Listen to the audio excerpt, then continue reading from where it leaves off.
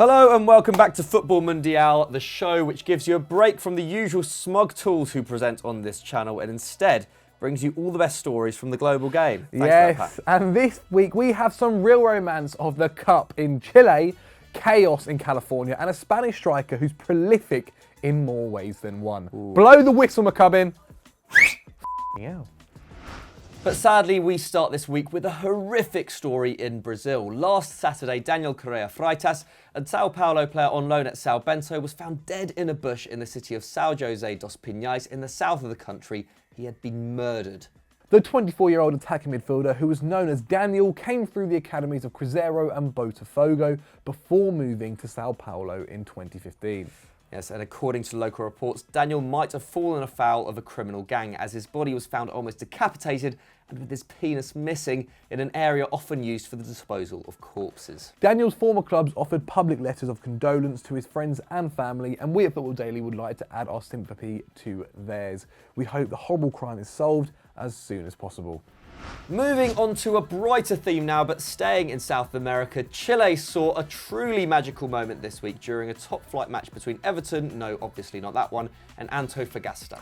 The game had barely started when Venezuelan midfielder Eduard Bello put Antofagasta ahead, and the 23-year-old had prepared a very special celebration. He ran over to the bench, took a ring from one of the coaching staff, and headed into the stands, where he got on one knee and proposed to his volleyball star girlfriend, Gabriela Brito. Oh, how sweet. Fortunately, an awkward moment was averted when she said yes, prompting cheers from the crowd, and the couple celebrated with a kiss before Bello returned to the pitch. Sickening.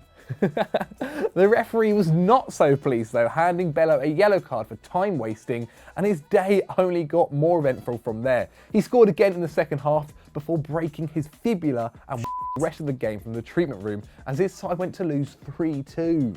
Still, the player surely deserves a Man of the Match award for the sheer entertainment value. But fibula, imagine saying yes and then breaking your fibula. Not saying yes, you know what I mean. This week on Out of Our League, we're taking a trip stateside to enjoy some Major League Soccer after the last day of the regular season saw drama on both coasts. It did indeed. The playoffs will be a duller place after Zlatan Ibrahimovic and LA Galaxy lost at home on the final day to Houston Dynamo, meaning that the Golden State Giants will not be competing in the knockout rounds for the MLS Cup. Galaxy actually looked set to cruise into the playoff spots at first, going up 2-0 in the first half thanks to Ola Kamara's brace. But the Dynamo turned it around in the space of 22 second half minutes, running out 3-2 victors to consign Galaxy to 7th in the Western Conference, despite Ibrahimovic hitting 22 in 26 this season. There's only so much they can be helped, isn't there? But meanwhile, on the East Coast, New York Red Bulls pipped Atlanta United to the Supporters' Shield, awarded to the team with the best regular season record after Atlanta lost 4-1 to current MLS Cup holders Toronto. Ooh, the Georgia side have been brilliant under former Barca coach Tata Martino, building on third place in their inaugural campaign last season by finishing second. But despite taking more points than any other team over the last 2 years combined, they'll still be left regretting what might have been. However, striker Josef Martinez ends the year with 31 league goals, breaking the previous MLS record by 4, and Atlanta still have a chance to be crowned champions after just 2 years of existence. Not bad. What do you think though, American soccer fans? Hit us up with your playoff predictions in the comments below, and let us know what league you want us to cover next week with the hashtag Out of Your League. Yes, Mikey. Now we go to sunny Spain to speak about former Liverpool striker Iago Aspas, who has firmly established himself as one of the best strikers in La Liga since he left Anfield back in 2015. Since the start of the 2016-17 season, Aspas has scored 48 league goals for Celta Vigo. To put that into perspective, that's just 13 fewer than Suarez has got for Barca in the same period, 11 more than Griezmann, and 28 more than Karim Benzema. Wowzers. And the weekend just gone is arguably his most productive since signing for Celta. On Friday night, Aspas headed into hospital with his wife as she went into labour with his second child, the striker spending the night on a sofa as she delivered a healthy baby girl. Well done. But rather than head home to celebrate the new arrival and get some much needed rest, Aspas went over to Celta Stadium, the Balados, playing 85 minutes and scoring a hattie, including 2 screamers, as his team won 4-0 over Eibar, man. That's unbelievable. Just brilliant. Absolutely brilliant. Double congratulations to the 31-year-old whose output this weekend is only slightly less impressive than his wife's. Congratulations on the baby. Well, We move on to our headline story now, where last night Real Madrid released the statement that everyone was expecting. Julian Lopetegui's contract termination. Yeah, the least surprising things have happened all year, I think.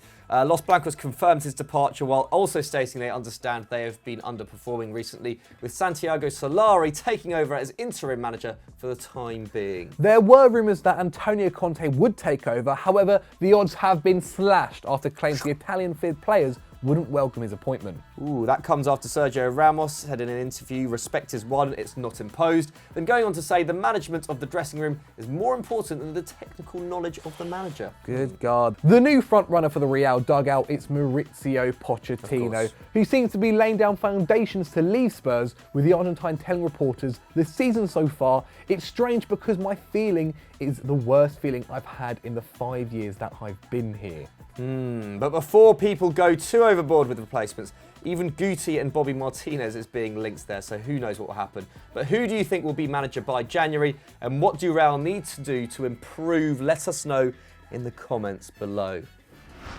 Now, consistent as ever, we end this week's show with one to watch, and at the suggestion of Matt Keno, we're looking at Lucas Paqueta, a Brazilian midfielder who is on his way from Flamengo to AC Milan in January. Ooh, the Rossoneri have paid 35 million euros to secure the signing of the 21-year-old, who has also been courted by PSG, Barcelona and Liverpool, with the deal closed by Milan executive Leonardo, who brought Thiago Silva, Kaká and Alexander Pato to the club. An attack-minded player who can play at 10 or on the wing, Paqueta is Flamengo's top goal scorer in the league this season with 10 in 27 appearances. And only 3 players have netted more than him in Brazil, remarkable given that he plays in such a deep position. Yeah, very impressive. His fine form led to a place on Brazil's provisional roster for the 2018 World Cup, with Paqueta the youngest player to make the list.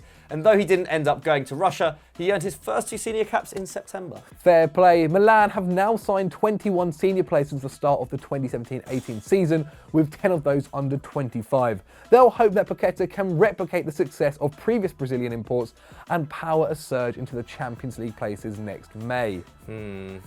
Yeah, I don't know. But will he be the new Kaká or just Kak? Whoa! Nice scripting there from Pato. Let us know in the poll.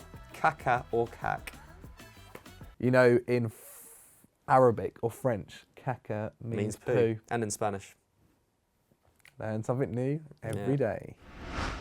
So that's the end of Futbol Mundial for yet another week. We hope you guys have enjoyed. Make sure you're hitting us up on Instagram, where you can see this man look even better on your mobile phone. Of course. Mikey, though, what should they do now where they can probably go watch you again? Yeah, probably. Actually, don't do that. Go and watch Stat Wars The League. Good match-up on the weekend between you and Doogie, I believe. Edited by myself, so an absolute classic, obviously. Also, go and check out the Comments Show, which went out on the same day. Go show Kieran some love. And yeah, don't forget to like and subscribe if you haven't already.